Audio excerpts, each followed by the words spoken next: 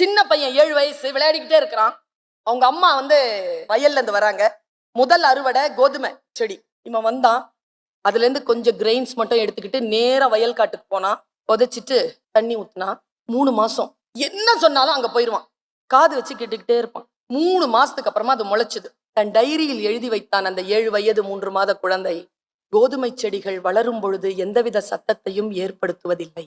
அப்படி எழுதினவன் தான் போனை கண்டுபிடிச்ச கிரஹம்பெல்.